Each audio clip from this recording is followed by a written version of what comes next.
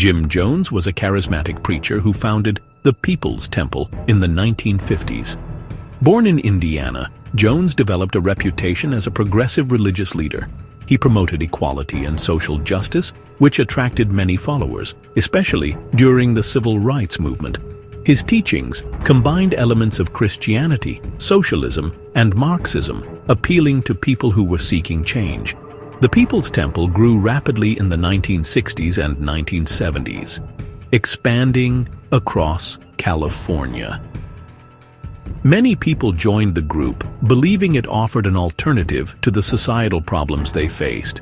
Jones promised a utopian society of peace and equality. However, behind the facade of a progressive community, there were signs of his authoritarian control and manipulative tactics. Jones used fear, manipulation, and intense loyalty to maintain power over his followers. As the group expanded, so did his need for control. He convinced followers that the outside world was hostile and that only the People's Temple could protect them. His power continued to grow, and by the mid-1970s, Jones became increasingly erratic. In the mid-1970s, Jones decided to move his followers to Guyana, a small country in South America. He envisioned creating a utopian community called Jonestown, where his followers could live away from the scrutiny of the U.S. government and the media. The move was sold as an escape from oppression and a way to build a better world. Jones promised his followers that Jonestown would be a paradise, free from the corruption of modern society. Over 900 people, including men, women, and children, made the journey to Guyana to start this new life. Once there, the community quickly became isolated and self-contained. The residents built homes, farms, and communal areas in a remote area of jungle with little contact from the outside world. However, life in Jonestown was far from the utopia Jones had promised. Living conditions were harsh, and Jones ruled with an iron fist. Followers were subjected to long hours of forced labor, constant surveillance, and harsh discipline. Many were also subjected to mind control tactics, including public confessions, forced revolutionary suicide rehearsals, and threats of violence if they attempted to leave. The community's isolation made it impossible for outsiders to witness the growing tension within Jonestown. As Jonestown's situation worsened, the outside world began to take notice. Families of the people living in Jonestown grew increasingly concerned about their loved ones.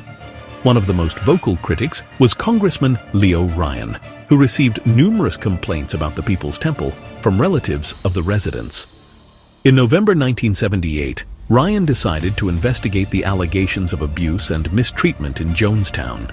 Ryan, accompanied by a group of journalists and concerned relatives, flew to Guyana to visit Jonestown. Their visit was seen as a threat by Jim Jones, who had become paranoid and fearful that the truth about Jonestown would be exposed. During the visit, Jones tried to reassure the visitors, but tensions were high. Some Jonestown residents secretly tried to flee, and they revealed the horrors of life in the camp. Their testimonies confirmed the abuse, leading to the decision to leave the community. As Ryan and his group were preparing to leave, a tragic event occurred. On November 18, 1978, while on the airstrip in Georgetown, a group of armed men sent by Jones attacked and killed Congressman Ryan, several journalists, and a defecting member of the People's Temple. This act of violence marked the beginning of the final chapter of the Jonestown tragedy.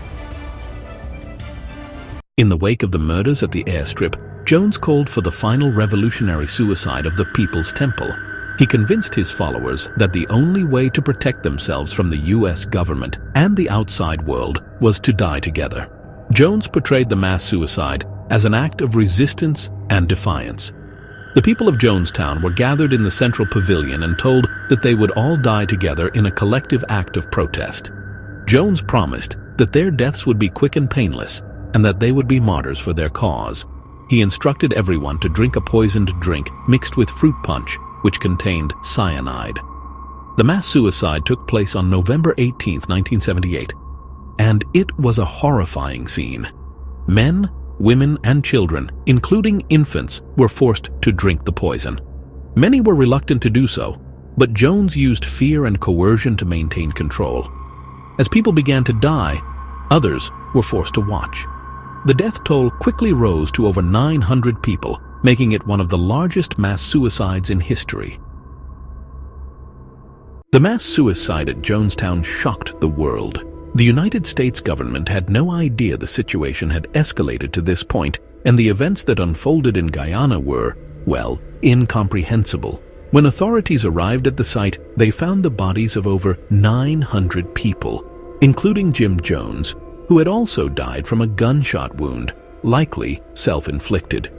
The images of the bodies, many of them still holding their poisoned cups, were broadcast around the world. The massacre raised many questions about how Jim Jones was able to manipulate and control his followers to such an extreme degree.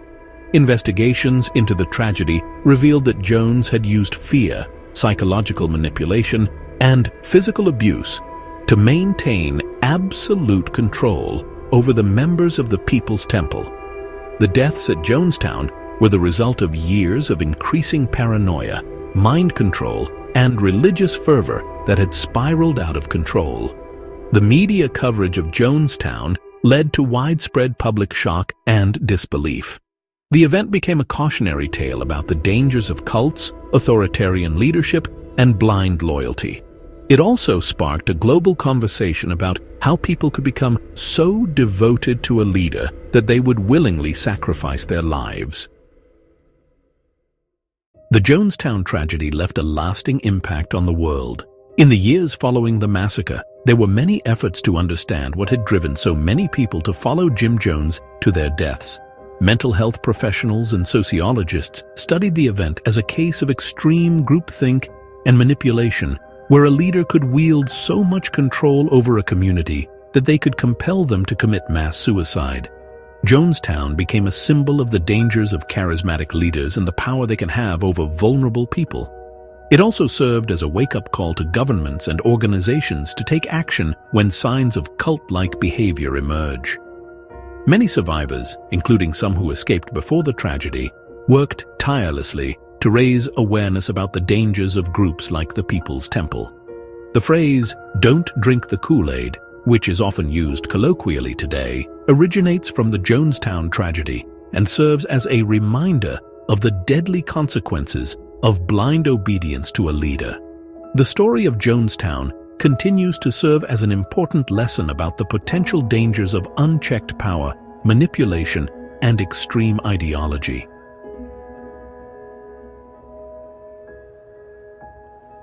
Thanks for watching. If you found this video insightful, don't forget to like, subscribe, and hit the bell icon for more history content.